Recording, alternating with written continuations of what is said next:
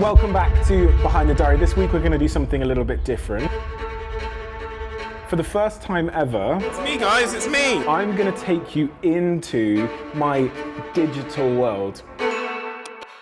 A very busy week. I'm speaking 3 times in one day in one city in Dublin, and there's a few other surprises along the way.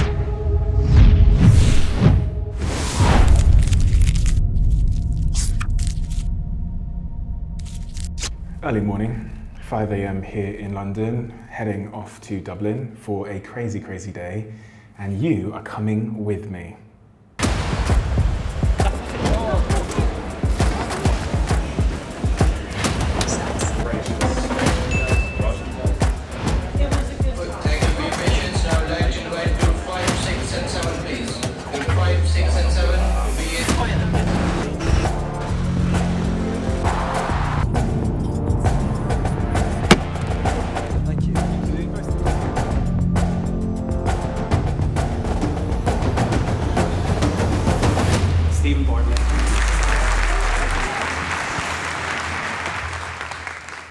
I don't know what these social media algorithms are going to be like in 6 months. I don't know. But in 6 months from now, I will know, because we will have conducted so many experiments. Like even I remember before I flew here, I saying to my marketing director, we need to start experimenting on social media clips to see what the best format in the world for a social media clip is. So what we're doing is we take social media clip of Steve's talking on stage right now, and then we take another identical clip, and we just add one thing to it. So we'll add a progress bar that shows how long's left in the clip. And we run both of them as Facebook ads, and then you'll see completely different retention, but there's only one variable. So we then go, okay, so progress bars give us 20% more retention. Let's try different fonts for the captions. You keep doing that, you stack 20 of those changes, it changes the trajectory of your business. Stephen, we have a gift. It's actually a gift. Photocopier.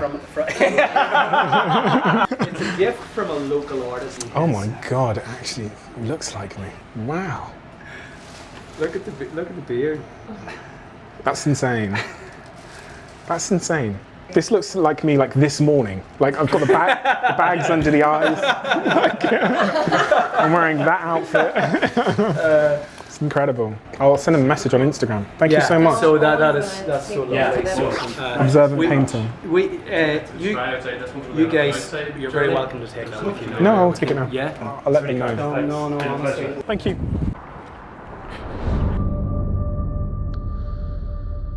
I have to say, I spent a long time visiting a lot of different, I guess, health and wellbeing offerings across London for practitioners, and I was looking. I had a couple of conversations with some of my friends that are health and wellness practitioners, and I was looking for a place for really me and my personal trainer, a place where we could both train and ideally work at the same time. And this is originally where I discovered Until, and then shortly after I met the team, then I came down for several tours across multiple sites. The health and wellness industry, as I'm sure you know, because I'm sure they probably sent you over the fact sheet, is hiding an ugly truth. Most practitioners are struggling to earn a living because of the cost of accessing space, equipment, and facilities. If you're a healthcare or wellness professional, you're stuck with just 2 options. Option 1, get a job in an existing facility, but lose 90% of your income to your employer. Option 2, keep 100% of your income, but give away 75% of it to hire a space. Hopefully this is a much more modern platform for those practitioners. Thank you so much, appreciate you. Bye-bye. Nice to meet you, Paul, pleasure. How are you? Yeah, really good. That's for you. Thank you. I'm probably going to go to the gym or something now, so. Are you? Yeah.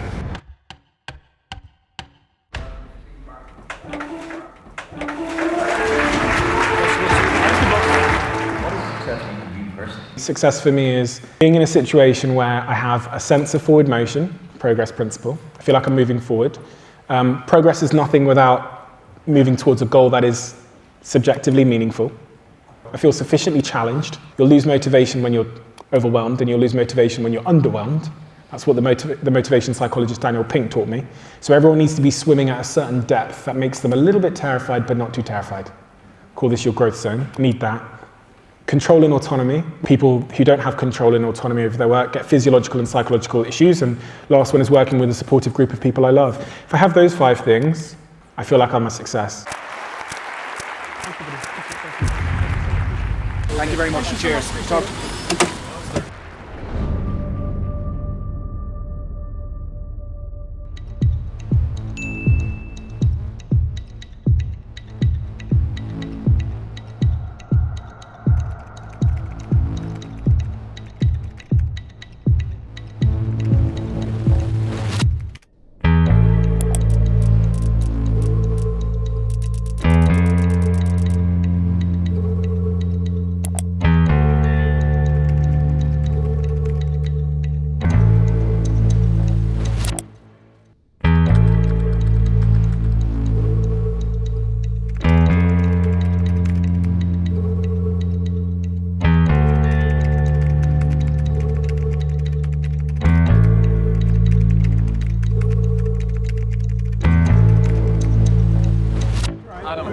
Nice to meet you, Adam. How are you? Hi, nice to meet you, Stephen. I'd like to give Stephen Bartlett a fantastic warm welcome. You feel alive, let's hit the dance floor. Don't work too hard, might break a backbone. Return of the Mac, the king is back though.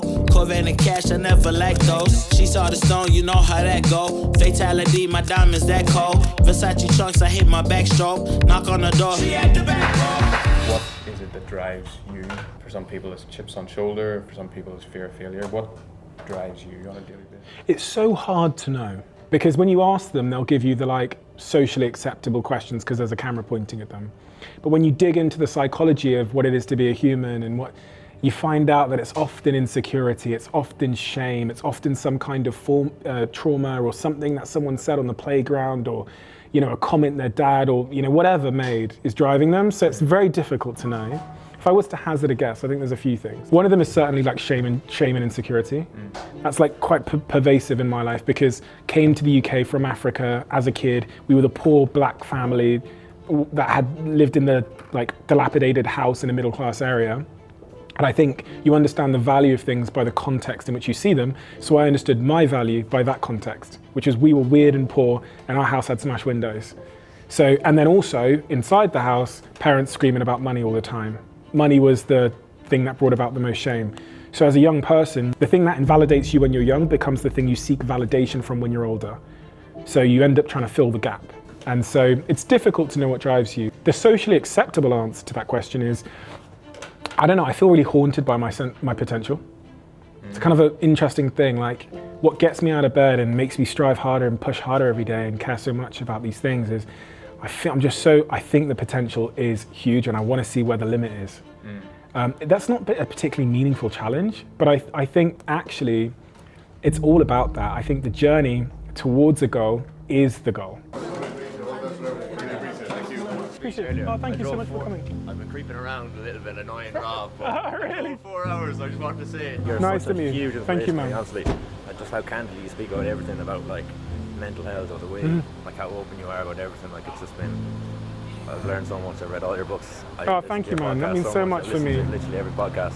And thank you. Like even seeing how genuine you are to hear, like it's just. Thank you. Let's do a picture. Let's take a picture together. I would almost get emotional if I start thinking about it too much. You just feel it in what that person said to you, and it makes everything you do feel so much more meaningful, I think. Yeah, like he was so genuine, that guy, Yeah, you feel that, yeah. He'd really driven from the other side of Ireland.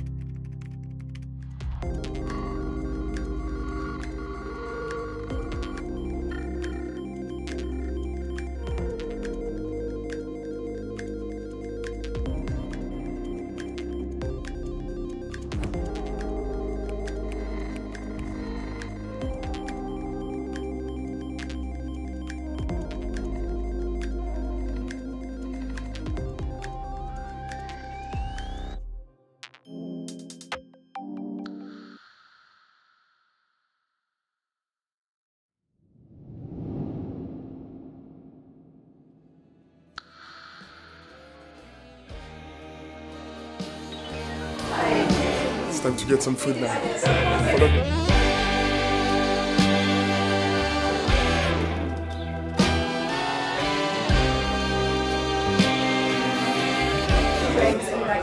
It's me, guys, it's me!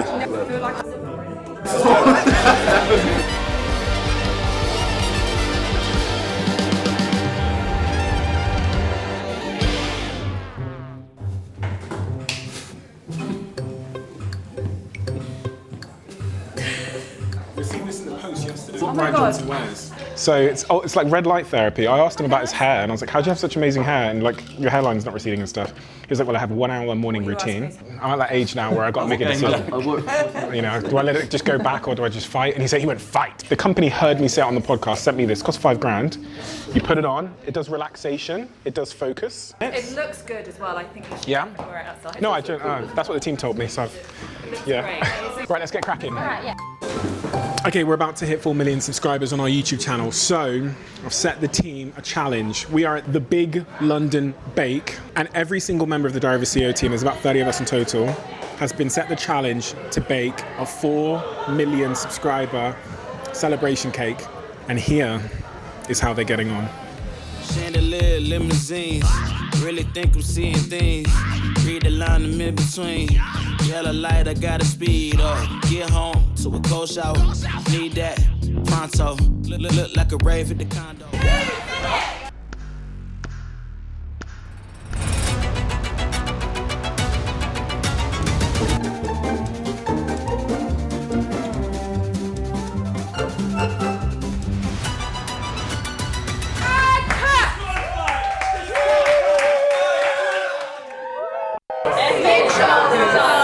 Wow.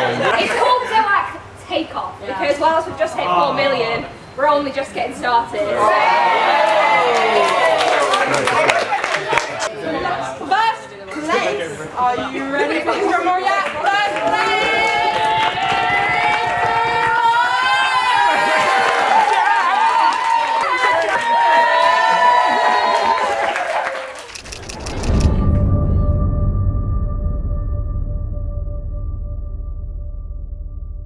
You guys know Until, right? Until is a company that I have co-founded with 2 incredible people, Alex and Vish. And Until is really a platform for freelance wellness professionals and entrepreneurs to build their business on. We have 2 sites in the UK currently, and we're now opening our 3rd site down at Marylebone. I went down there a couple of weeks ago to check out the build and see how it was progressing, and it's looking pretty incredible. And this week we're opening that site down at Marylebone, and I'm incredibly excited to do so. And I'm also going to go down there. I'm going to be doing a talk about business, life, and everything in between. So I'm very excited by that. This is a 3rd site over in the west side of London, slightly different, a lot more medical facilities, but it's absolutely beautiful. It's absolutely beautiful.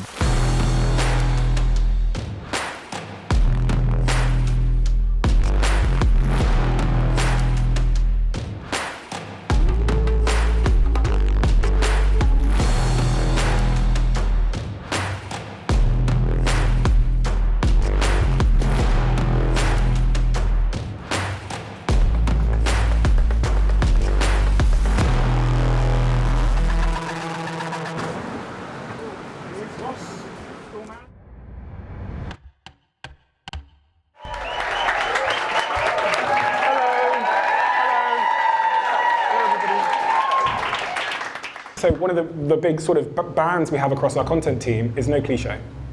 So in fact, the people that do build big audiences are typically saying something new, interesting, and different. And they're usually the people that have I think about Jane Warren, who is the CEO and founder of Dermalogica. They have clinics all over the world now, hundreds and hundreds and hundreds of them. She's super successful. Came on my podcast. She said to me, if you want to build a brand, you have to be willing to piss off 80% of people to get to your 20%. Because we all know intuitively the least profitable thing in marketing, in content, in life is indifference, when nobody cares either way. Middle of the road, vanilla indifference.